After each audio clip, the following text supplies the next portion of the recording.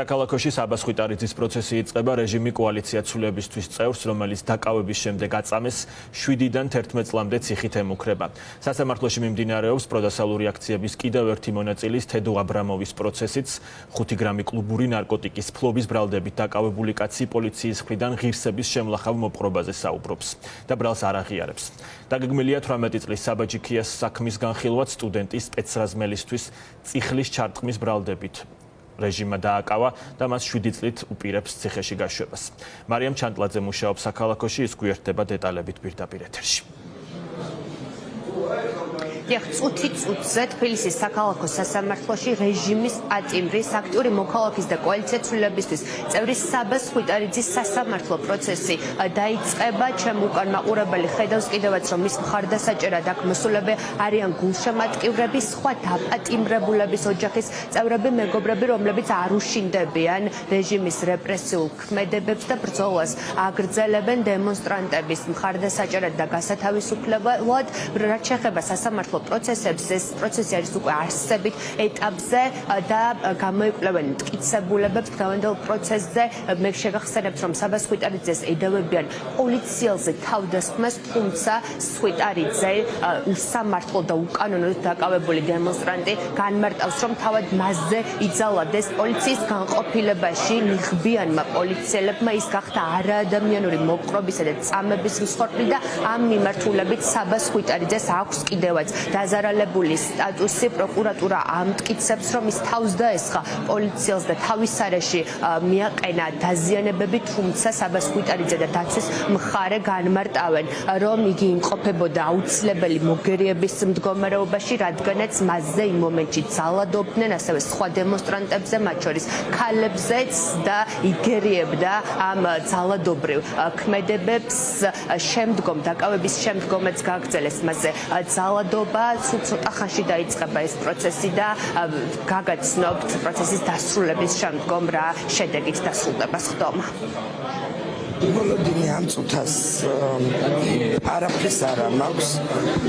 ფაქტია, რომ განკაცებულია სიტუაცია და კიდევ უფრო მცირე დარბაზში ვარ მოყვანილები. ხომ არ იყვნენ საბასთანაც საპროცესო შეთანხმების გაფორმების თხოვნით შესრულები ისევე როგორც არავინ არ ყოფილა საბასთან მაგ თემაზე, მაგრამ რა ვიცი, ეს ახლა ერთ-ერთი მაგათი სისუსტეა, რითაც უნდათ რომ აღიარება მოიპოვონ ამ ხალხის, რომ რაღაცით თავი იმართლონ, რაღაცით გაიმართლონ თავი, რომ არიან მაინც ესენი დამნაშავეები და თვითონ ეგრეთ წოდებული მთავრობა არის მართალი, მაგრამ ეს სიტუაცია ვერ განვითარდება ესე, რომ ეს ხალხი ვინც აყავთ და ესე დაკავებული და დატყვევებული, იმათ იმდენად უყვართ თავისი ქვეყანა და თავისი სამშობლო.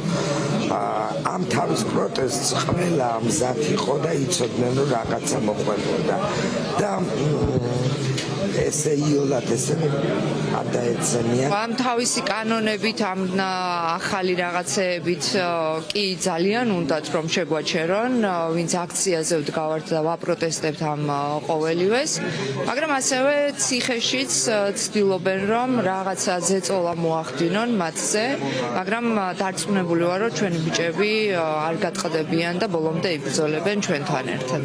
ქვეყანაში არანაირი სამართალდამცავი აღარც ორგანო და აღარც სასამართლო აღარ არსებობს. ყველა ეს უწყება, მათ შორის იმ მოსამართლეებიც, რომლებიც დღეს ასამართლებენ ათეულობით ივანიშვილის და რეჟიმის ტყვეს. ისინი არიან ივანიშვილის პირადი მსახურები და ყველაზე დიდი დამნაშავეები შეიძლება ითქვას მთელ ამ პროცესში. იმიტომ რომ ემსახურებიან დანაშაულებრივ რეჟიმს. ჩვენ ნახეთ, რომ სახელმწიფო იყენებს ყველა არაადამიანურ და ყველა ძალიან ბინძურ ხერხს იმისათვის, რომ ეს თავის პატრიოტიზმში გაჯიუტებული ადამიანები უბრალოდ დასაჯოს. მოგახსენებათ, რომ თბილისის საქალაქო სასამართლოში ყოველდღიურად არაერთი სასამართლო პროცესი იმართება დემონსტრანტების საქმეებზე, მაგალითად, სულ ცოტა ხნის წინ დასრულდა 22 წლის თედო აბრამოვის საქმის განხილვაც, მას უმძიმეს დანაშაულს, ნარკოდანაშაულს ედავება პროკურატურა. 22 წლის დემონსტრანტი გაიტაცეს სახლიდან, როდესაც იგი რუსთაველის გამზირზე საპროტესტო აქციაზე მიდიოდა და მას ედავებიან კლუბური ნარკოტიკის 5 გრამი ნარკოტიკული საშუალების შეძენა, შენახვას და ეს ითვალისწინებს მუხლი 8-დან 20 წლამდიან უვადო თავისუფლების აღკვეთას. თედო აბრამოვი თავად აცხადებს, რომ ის დამნაშავე არ არის და რომ მას ნარკოტიკი ჩაუდეს. მნიშვნელოვანი გარემოება არის ის, რომ არ არსებობს ამ საქმეში ბრალის დამადასტურებელი პირდაპირ მტკიცებულებები, მაგალითად დაცვის მხარე განმარტავს, რომ არ არის საქმეში ნეიტრალური მოწმის ჩვენებები ან ნეიტრალური მტკიცებულებები, მაგალითად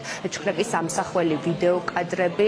რატომ არ დევს საქმეში ვიდეო კადრები? ამ კითხვაზე პროკურატურას აქვს სტანდარტული პასუხი, რომ პოლიციელებმა უბრალოდ ვერ მოახერხეს ამის გადაღება, რადგანაც ბრალდებული მათ მწევდა წინააღმდეგობას. თედო აბრამოვი ასევე აცხადებს და მან წინა სასამართლოს ხდომაზეც თქვა, რომ იგი გახდა არაადამიანური მოპყრობის მსხვერპლი, წამების მსხვერპლი და ამ მიმართულებით საქმეს იძიებს სპეციალური საგამოძიებო სამსახური. თევდორე აბრამოვის ბრალწარდგენილი ქმედება არ ჩაუდენია, რომ მას არანაირი ნარკოტიკული საშუალება არ ქონია. ბრალდების მხარეს არ ყავს არანაირი ნეიტრალური მოწმე, როგორც ფიზიკური, ასევე არ აქვს ნეიტრალური მტკიცებულება, ფოტო-აუდიო გადაღება, ასევე ის, რომ თევდორე აბრამოვი დაკავებულია უკანონოდ, ისევე როგორც მისი ჩხრეკა ჩატარებულია უკანონოდ.